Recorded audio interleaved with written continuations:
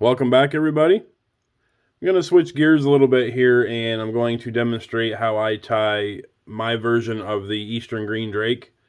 It is one of my favorite dry fly hatches to fish. Unfortunately, I don't get the time to fish it. This is a variation that I come up with 5 years ago or so. I noticed the different color combinations of the green drakes that were coming off, and I tie mine with a Chartreuse wing, while most of them are tied with an olive wing. But it's a relatively simple fly to tie. Dry flies can be intimidating. I know when I first started, I struggled with them, and I still do. But practice. But let's get into the material list here. The fly here is a size 10. It's tied on a Mustad dry fly hook, 94840. For the thread, I use Veevus 8/0. Get it to focus here. There we go. Veevus 8/0. For the tail, I use Moosebane. For the body, I just use like a pale cream dubbing, dry fly dubbing. Now on my fly, I take a pheasant tail, just a natural colored pheasant tail, and I tie it in on the back of the hook, the top of the hook.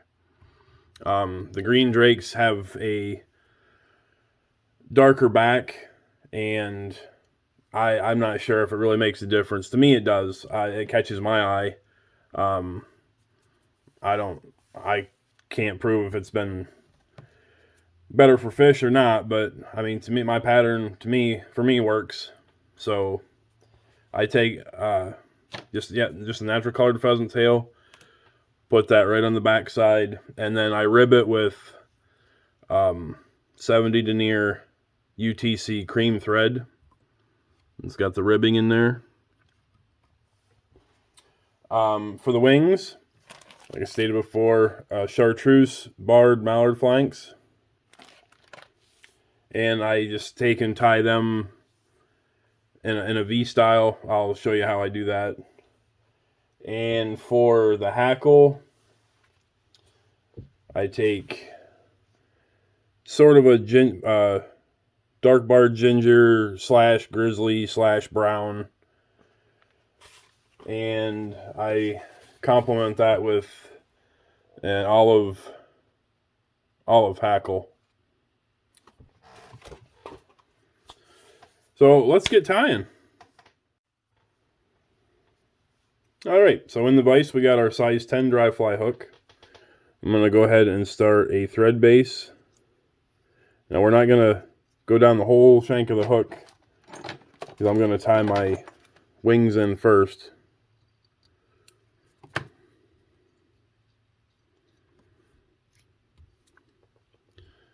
what I do is I take a Mallard flank feather, strip all the fibers off the bottom, and then take and cut the center out, and it'll give you a V. Take and get a length. I like them to be just past the hook eye.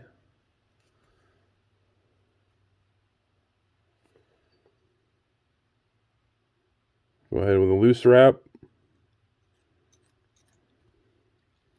Come in front of it. Go back behind it again. And I stop about halfway down the hook shank.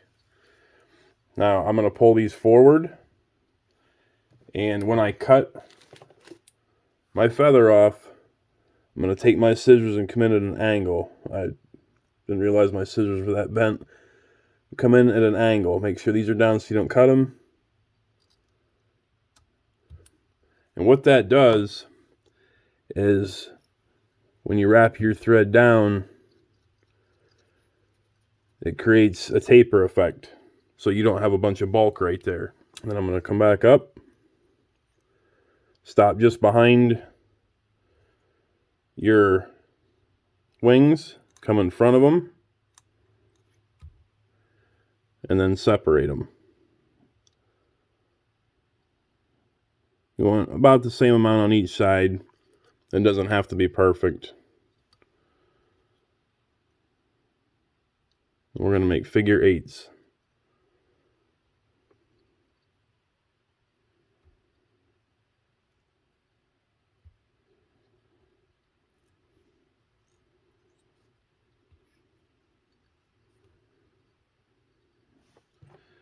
I got these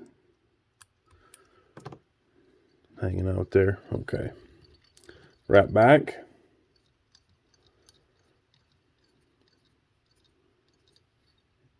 To almost where the hook starts to bend. I realize these look crazy, but it does not matter right now. So next I'm going to take my moose mane fibers, and I take 4 of them, and I want to line my tips up. I realize that's hard to see. I'm going to go ahead and get a length. I want it to be about the length of the hook shank.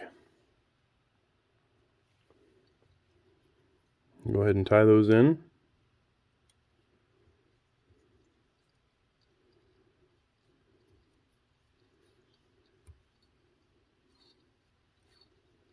And I stop just for where that taper ended. So it gives you kind of a nice clean transition. I'm going to go ahead and wrap back and take a piece of thread. Go ahead and tie that in.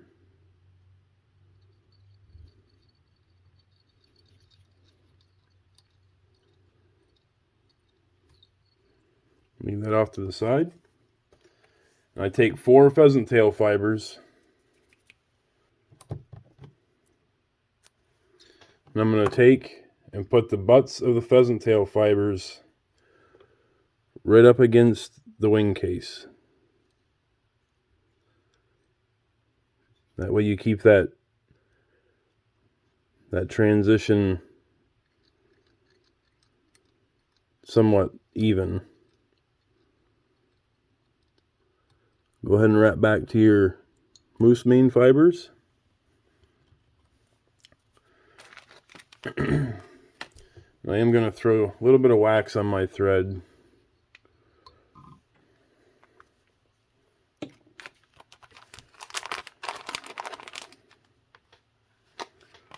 Go ahead and take some of that dubbing.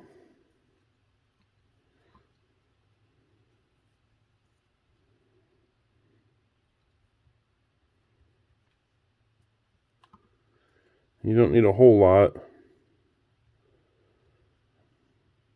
Just enough to cover that body area. Go ahead and start wrapping forward.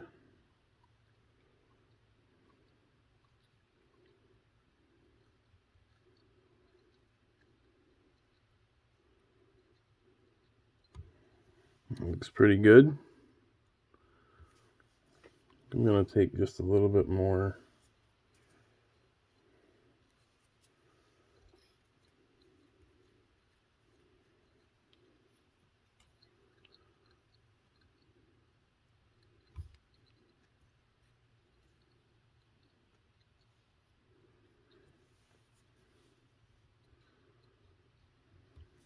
There. I'm going to take my pheasant tail fibers, bring them up, and then bring them through that split in the wing case, in the wings.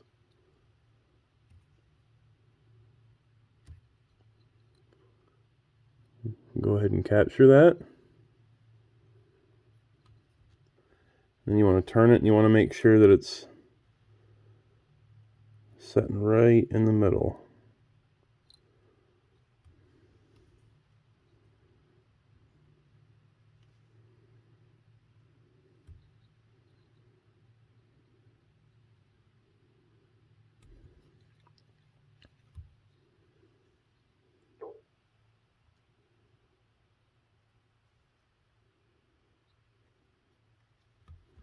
That's better. Go ahead and take your thread.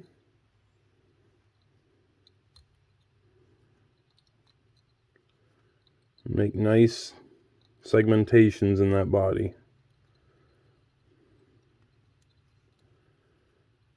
Go ahead and capture your thread.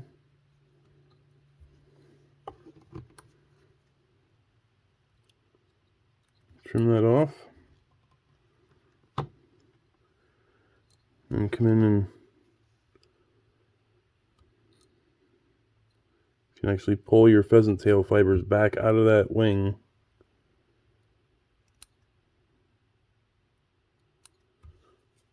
Just like that.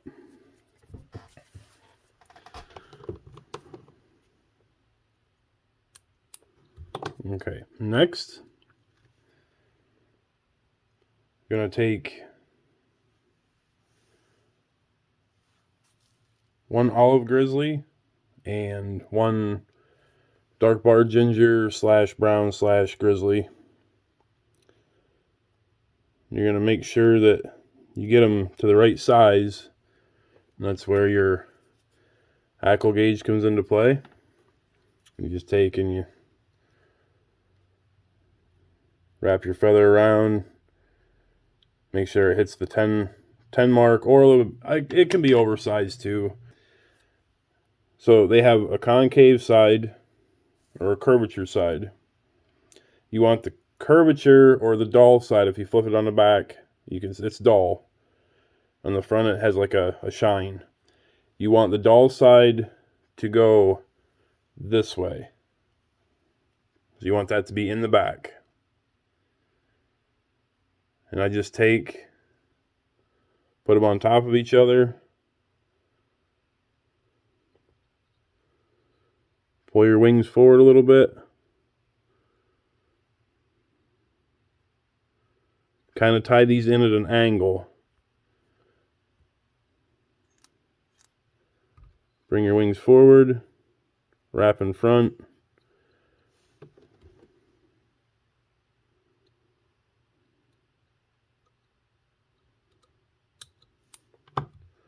And the other thing is, you want to make sure you don't crowd that eye. You want plenty of room to be able to finish your fly off with. And I have a feeling that my wings might be just a hair forward too far. But we're going to take, and I don't use hackle pliers. I feel I have more control with my hands than I do with hackle pliers. So we're going to take the olive one first. We're going to 2 wraps in the back.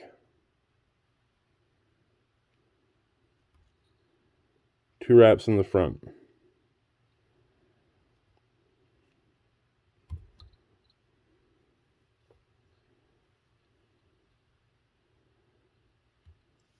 Before I cut that off, I'm going to take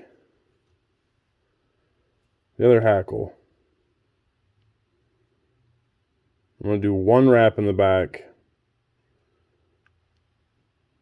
2 wraps in the front.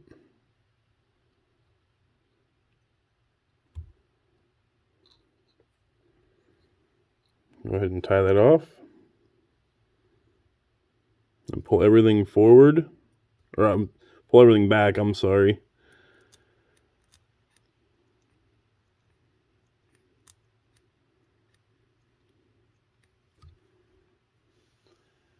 And then go ahead and make sure I got the right size. Yeah, I got the right size one. And do 1, 2.